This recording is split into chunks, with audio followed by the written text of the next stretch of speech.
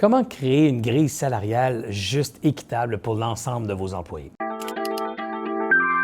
C'est une question drôlement importante parce que souvent, les salaires des employés sont fixés de façon aléatoire en démarrage ou pour les petites et moyennes entreprises.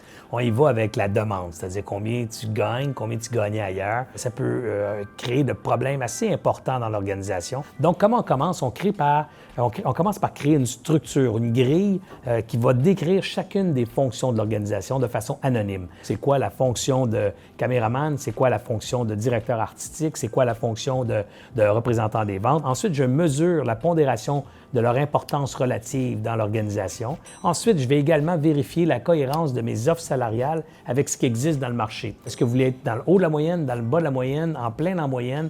Alors, vous devez prendre une position comme employeur en fonction de où voulez-vous situer là-dedans et quels sont vos moyens également. La grille doit également faire état de combien vous allez donner au début d'une fonction et combien vous allez donner à maturité de la fonction et combien de temps ça va prendre pour vous rendre à maturité. Donc, si vous engagez un nouvel employé qui commence sa carrière chez vous comme vendeur, vous pouvez dire un vendeur chez nous, ça commence à 35 000.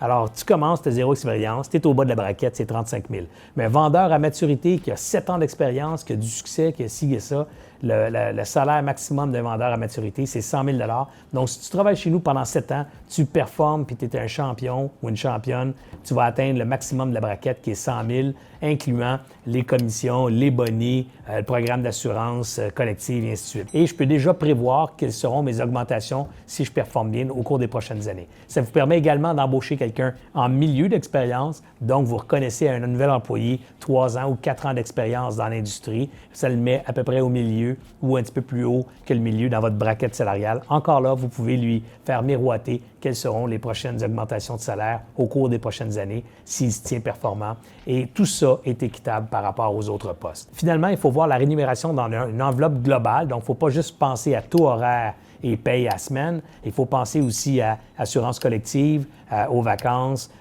et aux autres bénéfices que vous pouvez inclure dans votre rémunération. Si vous êtes capable d'avoir cette réflexion-là dans votre organisation, vous allez avoir une grille salariale qui est juste, équitable et réfléchie. Sur ce, bonne embauche!